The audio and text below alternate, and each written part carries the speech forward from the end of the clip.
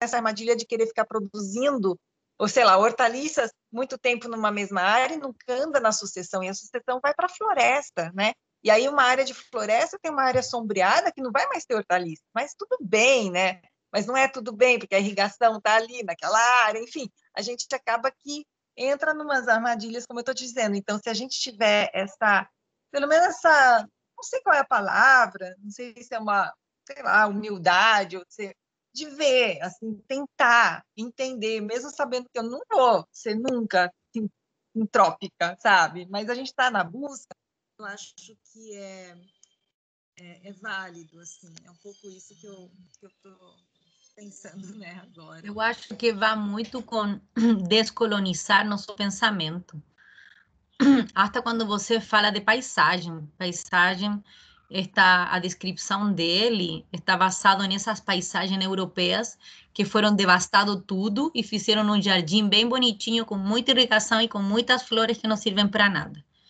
Quando você vai ver a maioria do consumo dos alimentos, a gente não come mais de 10 alimentos, verduras. E sendo que tem um monte de alimentos que poderiam ser consumidos.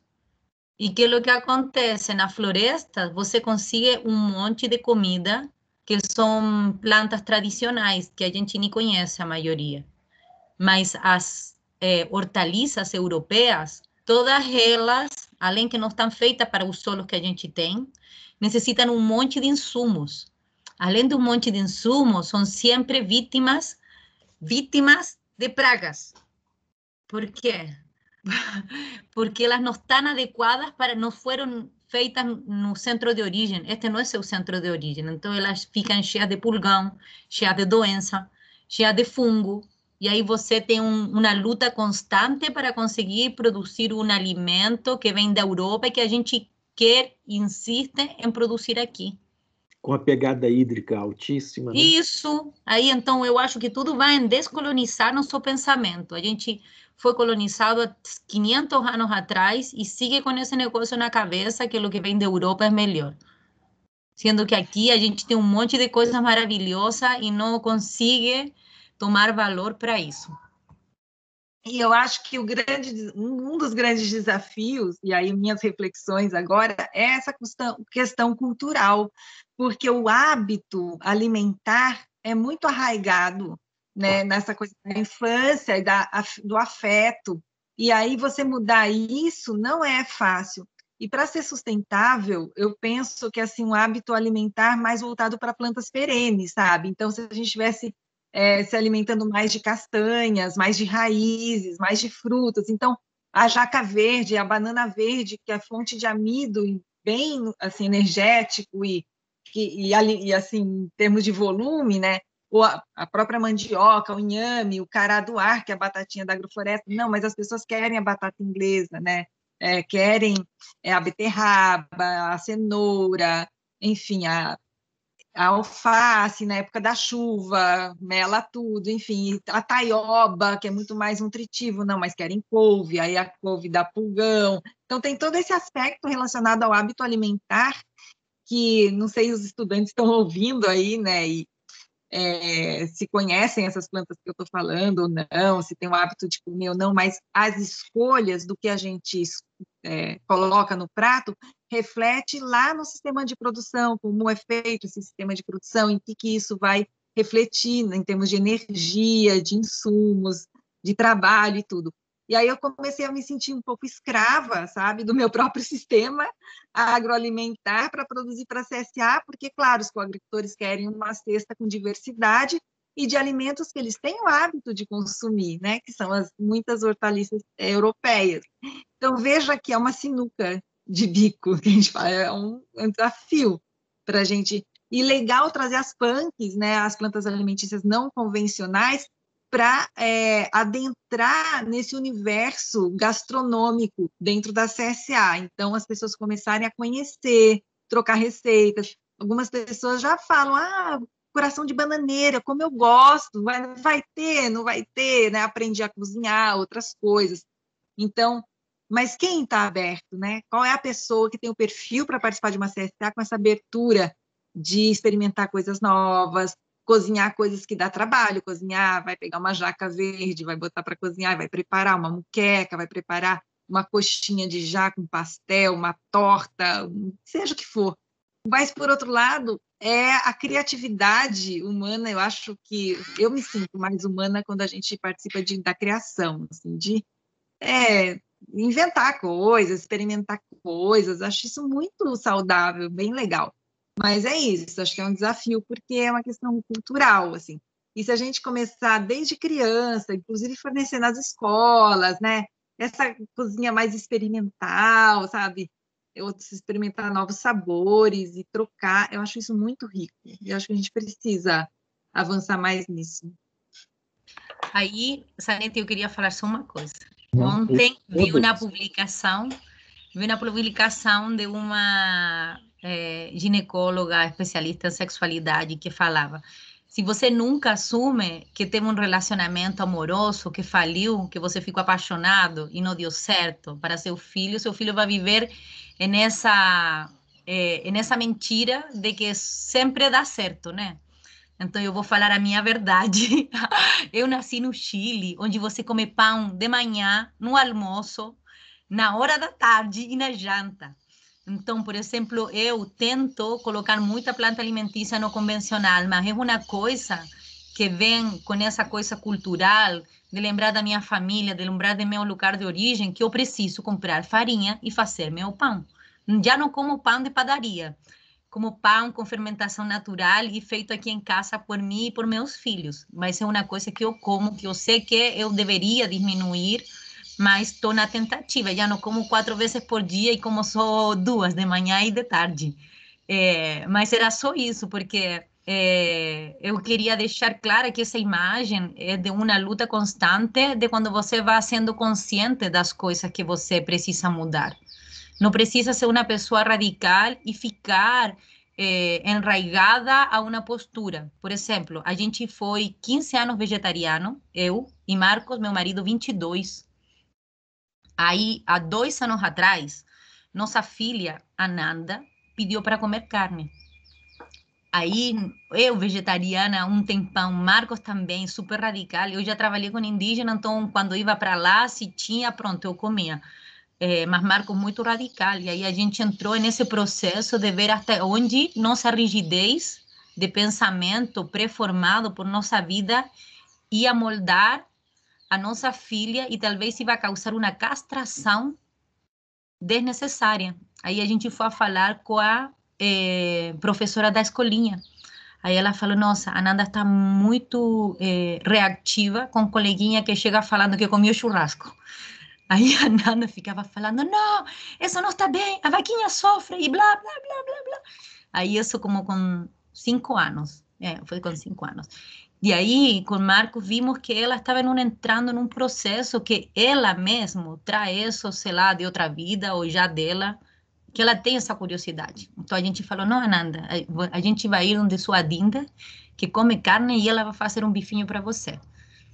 E aí a gente foi, e no momento do bifinho, ela me olhou e falou: mãe, eu vou comer só se você come. Aí eu fiquei e tive que me desconstruir completa de todas as minhas barreiras mentais e tive que comer com ela.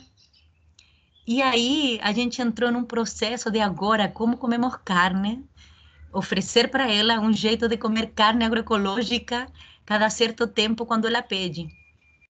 Aí a gente entrou em contato com um amigo que produz vacas agroecológicas e cada certo tempo faz um processo de faenação de algumas vacas. E aí eu levei até as crianças para pegar aí a carne, a vaca morta, pendurada. E ela olha e fala: vaquinha gostosa. Então, aí você vê que vai muito além de lo que eu posso fazer. Também vem no respeito de lo que esse outro ser traz consigo. Então, agora a gente abriu para ela comer quando ela quer. Tem semanas que ela não pede, tem semanas que ela pede. E a gente tem um pouco que dançar com esse processo. Tampouco a gente pode viver nessa rigidez, porque eu estaria causando um dano nela. Então, eu queria trazer só isso, que esse processo de evolução, ele não é linear. Ele tem várias dimensões. que a gente tem que avaliar. Era só isso que queria contar. Gente, eu sou apaixonado por vocês, né? Que privilégio poder escutar essa forma de falar absolutamente verdadeira, né? Absolutamente sofrida, experimentada, o lugar de mãe, uma mãe ativista, né? Olhando para o ativismo e olhando para a filha, né? Que lugar complicado que é fazer uma mudança no interior da cultura e no interior da sociedade, considerando a herança de todas as estruturas sociais e simbólicas que a gente carrega nas costas, né? É muito difícil fazer a mudança, não é impossível e é urgente, né? Mas é uma coisa que, sabe, não tem nada a ver o contexto, porque isso vem de filosofia lá do direito, discussão filosófica, sabe? Um debate lá. Mas para mim foi importante para conseguir entender promoção de saúde. Porque lá no direito, isso eu estava estudando por conta do TCC da minha filha, ela pediu para que eu pudesse estar junto com ela, discutindo quando ela se formou, e ela falava, tem toda uma discussão sobre a interpretação das leis pelos juízes, sabe? E existe aquele juiz careta, que a lei é aquilo e ele interpreta ao pé da letra da lei, e aquilo é, obviamente, a maior das viseiras possíveis, porque não dialoga com nada, né? Até porque a lei é um conjunto de coisas e dentro dela mesmo existem contradições. Se você pega ao pé da letra um fragmento, você pode estar indo contra a afirmação de princípios feitos em outro pedaço dela, porque você não está pegando ela, né? Aí tem outros que colocam o quê? Que essa interpretação deveria ser um exercício de sopesamento, ou seja, é como se eu estivesse pondo na balança princípios e tentando equilibrar, chegar num equilíbrio entre princípios conflitivos, né? E que também aí acaba sendo como se fosse uma concorrência de princípios. E aquilo que é a medida justa posta na balança naquele contexto. Então, existe um teórico que fala do juiz Hércules. Isso, para mim, foi importante para a promoção de saúde. Eu não sei como é que vocês recebem esse tipo de ideia do ponto de vista da comunidade epistêmica que vocês formam, né? Pelo seguinte, ele fala assim, não, o papel do juiz nem é pegar no pé da letra, o papel do juiz nem é ficar pesando princípios conflitivos, o papel do juiz é tentar chegar numa decisão que mais promovam os princípios dentro daquilo que é possível, né? Existindo conflito entre os princípios, como é que eu posso tomar uma decisão que promove ao máximo, considerando tudo que tem contra? Sabe assim, eu achei, assim, quando ele falou de juiz Hércules, eu senti assim, o sanitarista Hércules, porque a gente está o tempo todo com um trabalho hercúleo de tentar não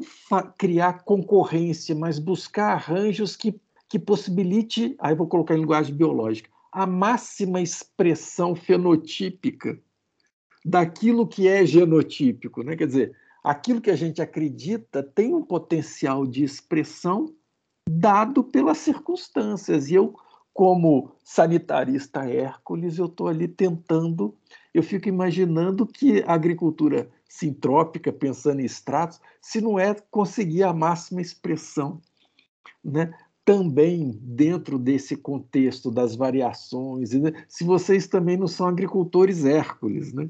Então, assim, é claro que ainda tem uma outra discussão, que é a discussão do juiz que faz a hermenêutica jurídica, é outro papo. Mas voltando aqui, né? Para mim, quando eu li esse The Working lá no direito, eu falei, porra, quanto conflito interno de mãe, de professor, de profissional, né? A gente não consegue, de certa forma, tá redimindo se a gente abandona essa coisa de ser principista, estreito com a viseira, se abandona essa coisa de estar negociando coisas como se fosse um negócio que eu vou tentar otimizar, ou maximizar, ou otimizar, não importa qual é o grau de pretensão, né? Ou se você pensa numa lógica promotora, né? Eu como constitucionalista, eu tenho a responsabilidade sobre todos os princípios. Como mãe, como profissional, você tem responsabilidade sobre todos os princípios. Você não tem responsabilidade só por um pedaço, só pelo outro. E aí, como é que você faz expressar esse DNA? Né? Eventualmente, num contexto, você não vai conseguir uma expressão máxima de um genótipo. Você vai ter limitação fenotípica ali. Você não consegue, nenhum cromossomo consegue expressão total, vou colocar assim, né? Porque eles vão de acordo com o arranjo colocado, né? Não só biologicamente, mas também ecologicamente, né? Essa possibilidade de expressão daquilo que a gente carrega como pacote de dentro para fora. Eu estou falando desse jeito. Eu não sei se eu estou viajando muito na maionese, eu estou me permitindo fazer essas reflexões. Por quê? Porque a gente, na área da saúde, a gente tem o desafio da promoção da saúde. Né? E eu acho que a gente tem que ser um profissional Hércules, porque o que existe de conflito num mundo concreto, complexo, com atrasos, com conflitos, a complexidade é tão grande que não dá para ser a ferro e fogo. Eu fico pensando, tenta colocar a ferro e fogo o plantio do alface numa agrofloresta que já chegou no sei lá, clímax, no ápice, sei lá como é que você chama. Né? Então, não dá, né? Fica difícil, a forçação de barra. Né? Não dá para expressar ali o princípio, eu quero o alface na complexidade do meu sistema. Vai ter que ser na franja da floresta, não vai ser lá no meio, sabe? Assim, eu acho que é um dilema de criar filho, é um dilema de ser profissional, orientar um paciente, eu acho que é né? Eu não sei se eu estou viajando demais na maionese, o que vocês acham disso? E a gente já passou pra caramba do tempo, já são 10 para 6, o tempo voa. Eu queria ficar, sei lá, uma semana inteira conversando. Vocês podem achar isso chato, mas para mim é um maná que cai do céu. Poder conversar com vocês e poder trocar essas ideias e roubar o tempo dos alunos. Aqui eu tô literalmente roubando o tempo dos alunos. Passamos por todos fizeram ao menos uma pergunta, mas todos prepararam no mínimo 2. Então, assim, eu sei mas aí eu tô usando e abusando do meu lugar e cometendo aí estou maximizando em vez de cooperar com os meus alunos. Estou sendo contraditório, mas eu acho um privilégio poder né, dialogar. Porque quando vocês falam assim, agrofloresta, sintrópica ecológica, eu fico buscando aqui, o sintrópico para mim é o promocional. O agroecológico talvez seja o conjunto de práticas integrativas, mas não, as práticas integrativas podem ser completamente alienadas. E eu fico assim, tentando puxar para a área da saúde o que a gente poderia estar construindo como referencial, né? Porque talvez a parte agrofloresta seja o integrativo, um conjunto de práticas e tudo, mas aí está faltando um agroecológico. Cadê a saúde engajada, ativista, com toda essa preocupação? Então eu fico aí o tempo todo tentando trazer para a área da saúde, assimilar ou minimamente beber na fonte de vocês, para que a gente possa pensar numa complexificação do nosso padrão de práticas, né, que vocês na agricultura já conseguiram alcançar, né, esse entendimento da ação complexa. Então, essa resposta dentro da promoção da saúde, Zanetti, a gente trouxe consorteando esses conceitos da agricultura, da agrofloresta sucessional, com biodinâmica, que a gente conseguiu ver que tínhamos as duas coisas. Então, a gente está desenvolvendo através do hortos medicinais biodinâmicos. Essa é a nossa proposta para incluir tanto esse sistema sucessional, que vai ir cada vez dependendo menos de insumos externos e vai assim para processos, E as práticas da agricultura biodinâmica, que são tanto a utilização do calendário como a aplicação de preparados, que são feitos por nós de forma bem econômica, e com esses parâmetros do respeito à individualidade humana, mas olhando a coletividade. Porque é esse processo que tem na minha casa. A Arjuna não risca um pedaço de carne, ele olha e fica, ai, que nojo, que é meu filho, né? E a Nanda vê uma vaca, ou sei lá, um porquinho em uma fazenda e fala, nham, nham, nham, que delícia. Então, como eu lido com essas duas individualidades dentro da minha pequena comunidade? Como eu lido com as individualidades agrícolas? Por exemplo, com a Fabiana, preparamos croquis diferentes para cada unidade de saúde. A agrofloresta que a gente implantou no Serpis é totalmente diferente à agrofloresta que a gente colocou no Riacho Fundo, e diferente à agrofloresta da Casa de Parto, e diferente à agrofloresta de Lago Norte. Por quê? Porque cada uma é uma individualidade. No Serpis, o objetivo era fazer uma agrofloresta biodiversa para que fosse uma sala ao aire livre, para trazer essa sabedoria popular, porque Marco Freire trabalha com o saber popular. E acho fundo já foi para produzir insumo farmacêutico, porque Newton Lewis precisava melhorar a quantidade e a qualidade de seus IFAB. E experimentar alguns novos. Na Casa de Parto já foi uma agrofloresta focada no processo de parto e pós-parto para essas mulheres que vão passar pela Casa de Parto. E no Lago Norte, o Marcos queria também trazer biodiversidade, mas focar em plantas que produzam óleo essencial. Então, eu acho que vai... E aí também você vê que pessoas frequentam cada centro, cada unidade de saúde. Então, e eu não posso impor minha individualidade em cima do outro, que essa foi uma coisa que passei noite sem dormir. Imagina a Fabi, quando ela me falou, a Nanda me fala isso. Ai! Fiquei com tragédia, semanas, meses, com o Marcos passamos noite falando, e aí o que a gente faz? E pensando um monte de possibilidades, mas aí a gente chegou à conclusão de que isso é uma coisa dela, e eu vou respeitar a individualidade dela, trazendo a maior possibilidade de fazer isso com consciência e com um menor impacto ambiental, né? Mas não vou poner minha individualidade em cima da individualidade dela, porque isso seria ainda mais adoecedor que a pegada ambiental que traz esse consumo. Compreende? Então, eu acho que é isso, olhar a individualidade na coletividade. Mãe Hércules, pena que no projeto não entrou o Núcleo Bandeirantes, a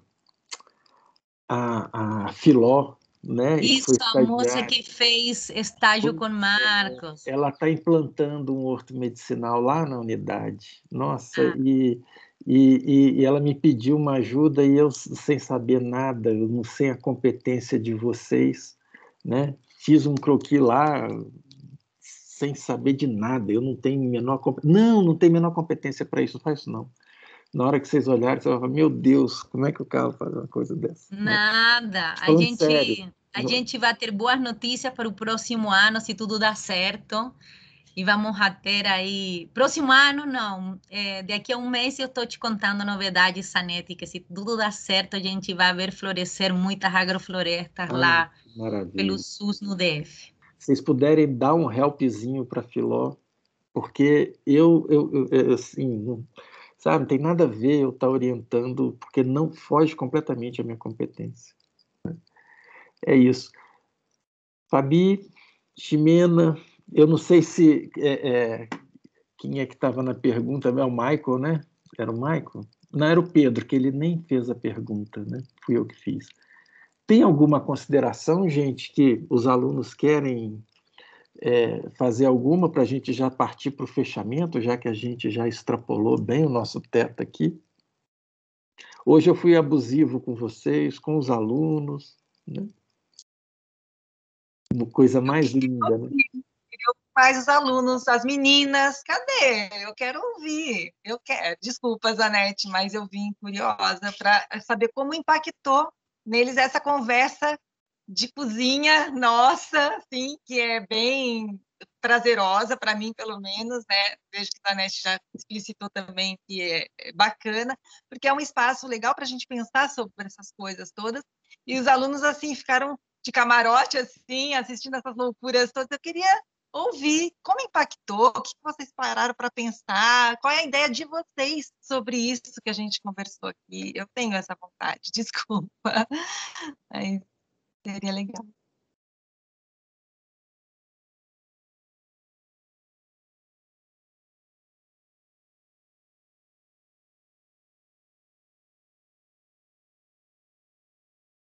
O microfone Eu está... acho que eu posso falar, então. Legal, ótimo. Eu achei, assim, desde quando eu comecei a estudar um pouco para fazer as perguntas, né? E aí eu vi os conteúdos que o professor tinha colocado no Aprender, inclusive o vídeo da propriedade da Fabiana, né? E eu achei tudo muito interessante. E, de verdade, quando ela falava que a gente, né, como estudante, no meu caso de odontologia, não teria contato com esse tema, né, de forma alguma. E isso é muito verdade, né? E eu acho que é muito bom, né? Que enriqueceu bastante, contribuiu inclusive para a minha formação, né? Ter contato com esses temas. E é uma coisa que eu sempre também tive muito, como eu posso falar, muito contato, né, com a natureza, né? Sempre desde criança tive envolvimento com atividades que propunham esse contato, né, com a natureza. Então é uma coisa que aí eu lembrava, né, da parte que ela falava da palestra do Ernest ainda na graduação, né, que um grupo ficava sem entender e o outro ficava admirado, né? E eu acho que com certeza eu estaria do lado que fica também admirado, né, completamente assim em êxtase. E eu acho que a roda toda foi assim, né, trazendo informações, conhecimentos a respeito dessa questão da agricultura e tal, que eu achei muito interessante, né? Muito obrigado novamente às duas e ao professor também, né, por proporcionarem isso a gente.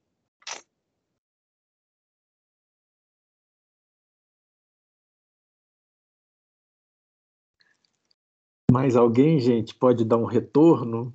Mesmo quem achou assim, vocês estão falando de outra galáxia.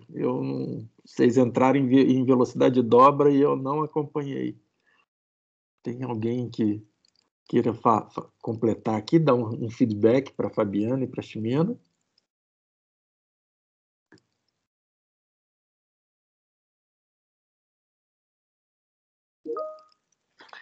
Deixa eu ver aqui no...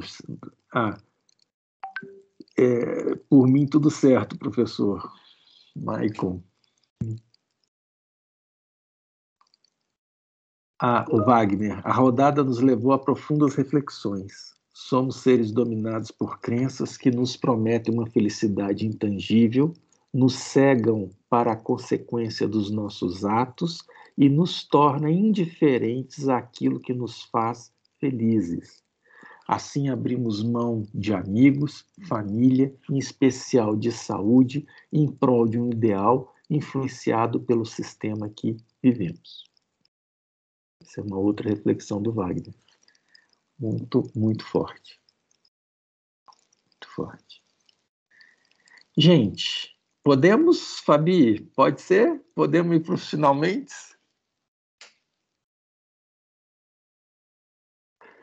Alguém quer se manifestar, gente? Alguém quer dar um retorno de agradecimento aqui para a Fabi e para a Ximena? Carlos, eu queria saber, você faz a avaliação deste módulo? Faço. Então, eu adoraria que as pessoas que escutaram façam um desenho ou escrevam um parágrafo de que movimentou no íntimo delas o nosso papo. Esse seria meu único requisito para aceitar seu convite no próximo semestre, viu? Então, moçada, Fabi? então, olha só, moçada, lá no relatório... É o papel do nosso educador, assim. Obrigada. Eu acho que está faltando o meu papel de dar o retorno para vocês, porque toda roda, cada aluno individualmente responde a um relatório estruturado. Além dele falar, além dele ter um campo de descrição do que rolou, tem um campo de considerações, um campo de pontos positivos, pontos negativos e sugestões e uma nota de 0 a 5. Né? Então, a sugestão é que esse campo de considerações seja preenchido para esse relatório com essa encomenda da Ximena, ou seja, o quanto isso atingiu individualmente, subjetivamente, né, do ponto de vista da sua percepção mais... Eu quero ir no sentir. Eu quero que eles salgam do neurosensorial. Quero que salgam dessa lógica da cabeça de eu vou fazer isso por isso. Eu quero que façam um desenho ou um poema, alguma coisa artística, que veja aonde a gente conseguiu entrar em vocês com essas informações. Opa. Pode ser? Então tem que ter preocupação estética. Não! É um poema. O desenho pode ser fora do padrão estético da nossa cultura, porque lamentavelmente nós fomos domesticados de que um desenho feio é bonito, é estético não é estético. Eu quero que façam um desenho de lo que sentiram. Talvez vai ser tudo preto, sim. É um desenho. Eu entendi um desenho do ponto de vista com palavras. Não, você quer um desenho com traços. Então, gente, nós vamos incluir, tem possibilidade de anexar arquivo em cada relatório, nós vamos incluir um desenho à mão livre que expresse essa subjetividade, né? Essa coisa que vem de dentro. Pode ser um poema também, porque é uma música interna. A gente quer saber como tocou no íntimo da pessoa. Então, tá colocado. Deixa eu falar para vocês. Teve uma chamada da Associação Brasileira de Ensino Odontológico para relatos de experiência, mais propriamente de estágios. E eu entrei nesse relato, eu estou com um colega, um professor da Federal do Piauí, escrevendo um artigo sobre a disciplina de práticas de saúde, que não é estágio, mas a problematização é a preparação do estudante para poder atribuir sentido de presença quando no estágio, para fora, né, dos limites da informação científica ou daquela formação profissional de escola profissional. Né? E eu, nessa disciplina, nessa última oferta, nesse semestre, ainda não entrou a avaliação da última roda, que fecha hoje. Eu vou ter tempo de fazer, porque eu vou ter que entregar esse artigo até sexta-feira. Então, vai dar tempo de pegar a roda da semana passada. Mas não consegui pegar ainda a roda, essa última roda. Provavelmente não vai aparecer no artigo. Mas eu vou retornar para vocês. Como os alunos dão nota de 1 a 5, não é de 0, é de 1 a 5, eu estou pressupondo que bom e muito bom é satisfatório. Regular é indiferente. E ruim ou muito ruim como insatisfatório. Todas as rodas desse semestre todas elas foram satisfatórias. Bom e muito bom. Né? Sendo que metade delas, 95% dos alunos atribuíram como muito bom. Então, assim, nós estamos, eu acho que, claro que a gente tem a evasão, que eu achava ruim, caiu fora. Isso não foi pesquisado. Mas existe um crescente na disciplina que tem dado para a gente, como professor responsável, um retorno muito forte de que esse modelo, ainda que não seja perfeito, ainda que não seja um modelo onde a subjetividade, a presença dos alunos, a participação mais livre esteja colocado, mas considerando o formato tradicional na caixinha, que um professor fala 4 horas direto, né? a gente tem tido um retorno muito interessante em termos de satisfação, né? Eu posso me comprometer, vocês me cobrem, por favor, né? Que daqui a uma semana fecha o prazo para eles mandarem o relatório. Eu posso mandar eles brutos para vocês. A resposta de cada aluno, no que achou ponto positivo, ponto negativo, para que eu acho que eu, como professor que está organizando isso, eu deveria estar fazendo isso todo semestre, dando retorno, né, para os meus convidados do que os alunos manifestaram ali, porque aí eu criaria um campo de interlocução direta entre o aluno e o convidado, de um ponto de vista de avaliação, ok? Eu me comprometo, já que vocês duas demandaram, eu me comprometo a responder imediatamente, repassar isso para vocês e pensar numa forma de criar um retorno para os convidados a partir dos relatórios dos alunos. Legal? Tá bom. Então, tá aí a palavra para vocês fecharem, né? Eu só quero agradecer muito, eu só quero mais uma vez reiterar o privilégio de ter vocês aqui. Eu sou muito suspeito de falar e eu vou repetir tudo aquilo que eu falei no início, então é isso. E eu agradeço muitíssimo, um prazer, uma honra estar batendo esse papão com vocês, e Ximena, sempre é uma alegria compartilhar esse espaço com você, e professor Zanetti, você, assim, aquele filósofo, aquele cabeção, assim, sabe, um posto de cultura, e que nos estimula a pensar muitas coisas, então, bom demais. Para mim é um prazer grande estar nesse momento. E, infelizmente, nessa coisa assim remota, então não interagi muito com os estudantes, né? Pedro se colocou algumas questões e tal, mas eu espero que vocês sonhem com isso, né?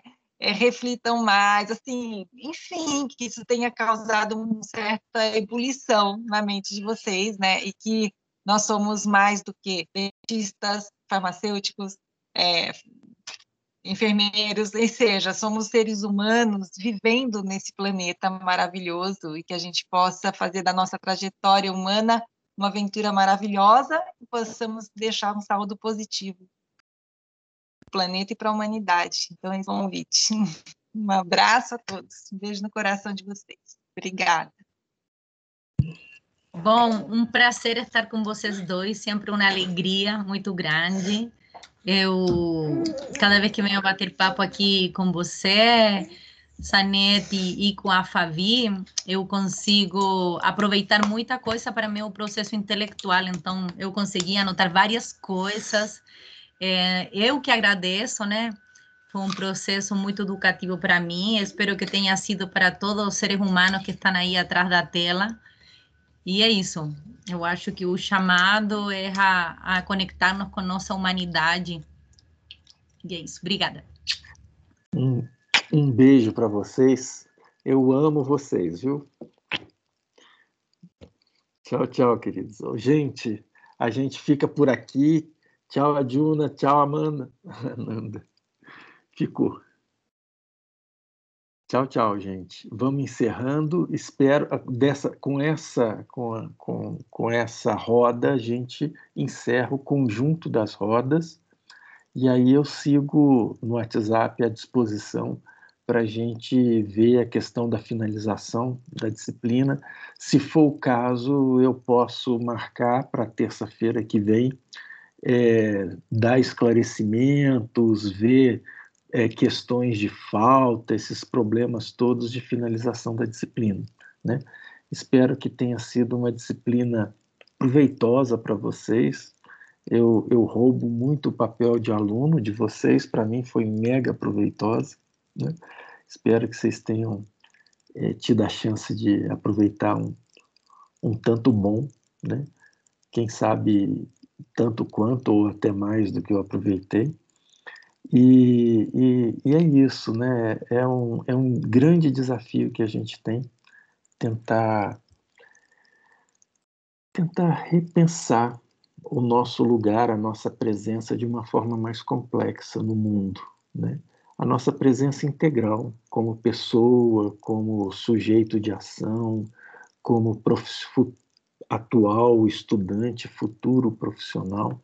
Acho que a gente aí tem um desafio de reconciliar a gente com a nossa condição humana, no nosso momento, né?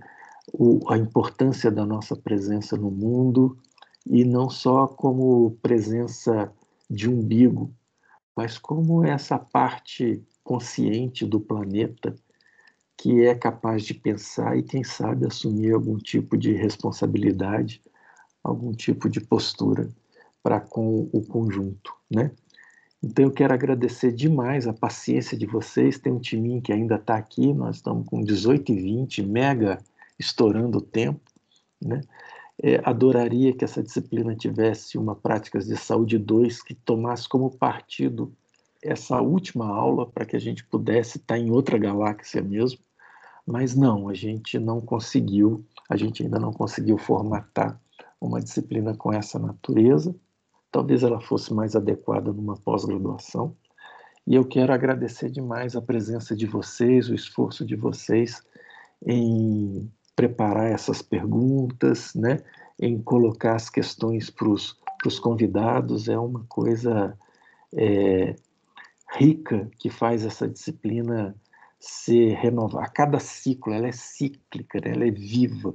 Ela vive o ciclo novo com cara nova, com folhagens novas, com flores novas, né? E ela passa, a cada semestre, ela tem esse ciclo de manifestação do seu vigor, da sua vida e da sua capacidade de produzir coisas, gerar algum tipo de fruto, né? Então, agradeço demais todo mundo e a gente fica por aqui com essa disciplina e espero que elas sejam tenha prestado serviço para a formação de vocês num campo tão desafiador e complexo e que merece um salto de reflexão que ainda não foi dado, que a gente possa algum dia ter algo similar na área da saúde com o que já vem sendo gestado na área da agroecologia. Ok, gente? Um abraço para todo mundo, fica com Deus, um beijo para todo mundo e que vocês tenham aí um futuro brilhante, né? Brilhante no sentido de presença viva e irradiadora de vida, né? no planeta. É isso. Um abraço para todo mundo, eu encerro aqui a gravação e a gente termina o nosso conjunto de rodas de conversa. Tchau, professor.